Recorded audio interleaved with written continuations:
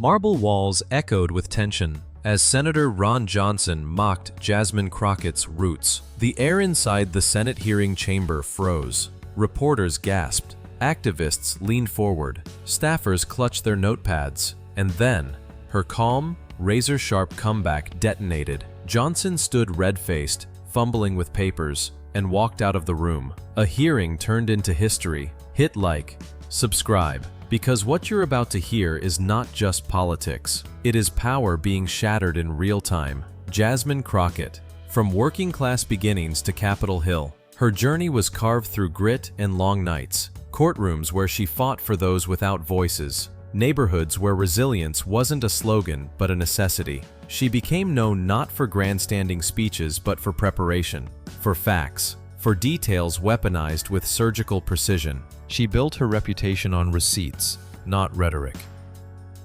Every hearing she entered, she carried both scars and sharp edges. She was underestimated often. She was overlooked repeatedly. And that is why when the moment came, she did not flinch. Ron Johnson, wealthy businessman turned senator. A man polished by elite ties, decades of establishment power, and the confidence of someone who believed the chamber belonged to him. Known for patrician airs and dismissive barbs, he wielded interruptions like weapons. He was accustomed to using condescension to dominate. His reputation was built on commanding the floor, mocking opponents, and walking away unscathed.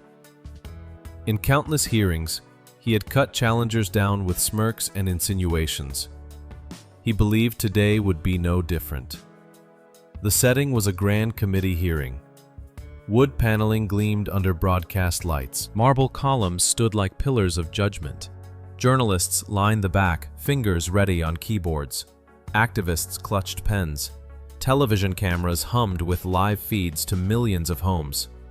The stakes were not just a bill, not just corruption investigations, not just another political skirmish.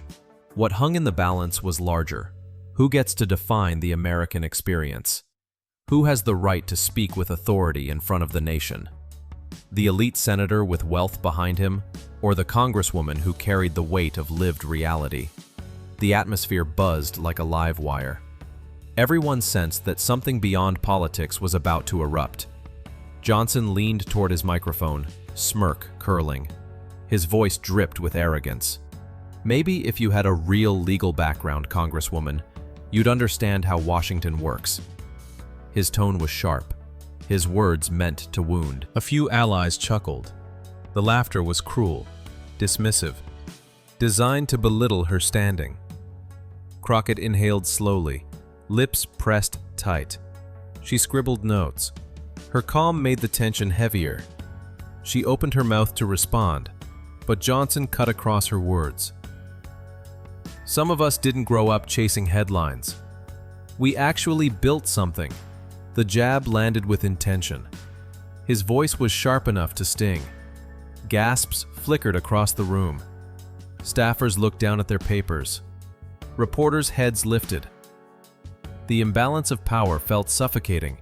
A man with decades of privilege mocking the roots of a woman whose path was carved through grit. The crowd shifted uncomfortably. The unfairness hung thick in the air. The question was unspoken but heavy. Would she take it?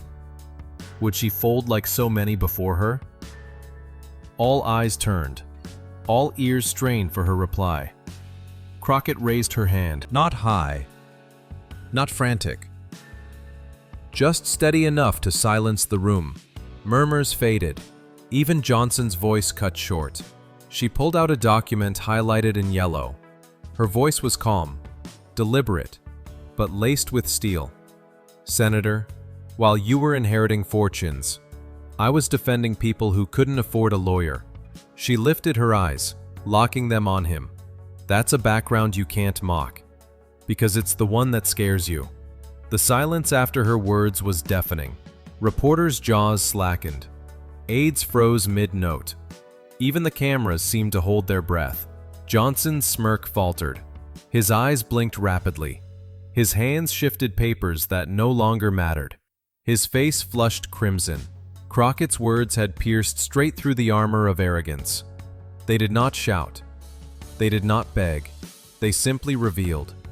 Johnson fumbled, muttered under his breath. His hands shook as he gathered notes. His chair scraped the floor. And then, in front of the cameras, the reporters, the activists, and the world, Ron Johnson stood, turned his back, and walked out.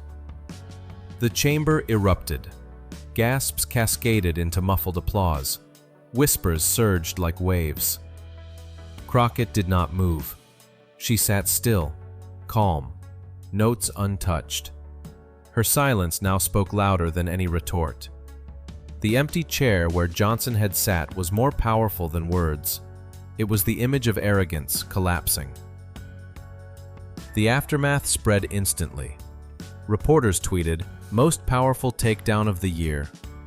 Politicians exchanged glances, some shocked, others quietly admiring. Staffers whispered that they had just witnessed history. And then came the digital storm. On Twitter, hashtags exploded. #, roots over privilege. #WalkoutJohnson. #Crockett clapback. Viral clips circulated. Johnson's smirk, Crockett's calm stare, the knockout line, the red-faced exit. On TikTok, edits looped the moment, his mocking words cut against his walkout. Memes paired Crockett's sentence with captions like, "Background check. Passed." Commentators on cable panels replayed the clip frame by frame, analyzing body language, tone, and timing. Some called it a masterclass. Others called it the end of Johnson's aura of invincibility. But beyond the noise, something deeper happened. Crockett's stature grew. No longer just a congresswoman, she became a symbol. A figure who embodied the power of lived experience over elitist dismissal. Her phrase, "Roots grow stronger under pressure," became a rallying cry, printed on posters, shared in speeches, echoed in activism. She became not just respected but iconic. Johnson's legacy shifted. For decades, he had wielded hearings as his arena. Now his most famous moment was not a victory, but a retreat. His walkout became a meme. His authority cracked. Every appearance afterward carried the shadow of that empty chair. The impact spread into culture. Talk shows quoted Crockett's line. Editorials dissected the symbolism. Ordinary Americans, tired of being dismissed, shared her clip as proof that arrogance can be toppled. Students quoted her in classrooms. Activists used her words at rallies. It was more than a confrontation. It was a cultural reset. Because what the Marble Chamber had witnessed was not just a clash of personalities. It was the old story of privilege colliding with resilience, of shallow roots snapping against deep ones, of arrogance fleeing the weight of truth. Crockett's calm became history's loudest roar, and Johnson's walkout became history's most silent confession. This was not just a moment. This was history written live, broadcast to millions, replayed endlessly. It will be remembered not for the insult that started it, but for the sentence that ended it. Her words, etched now in memory. "You can't shame roots that grow stronger under pressure, Senator. But you just proved shallow ones snap first." The chamber froze.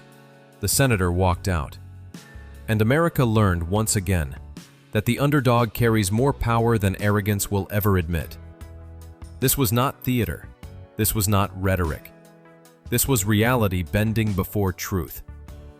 A marble chamber meant to intimidate instead became the place where arrogance crumbled.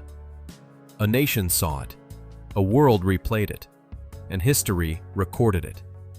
This is how resilience outlasts privilege. This is how truth outshines arrogance. This is how one sentence silenced power. Ron Johnson mocked Jasmine Crockett's roots. Her response left him speechless. And in that silence, the world heard everything.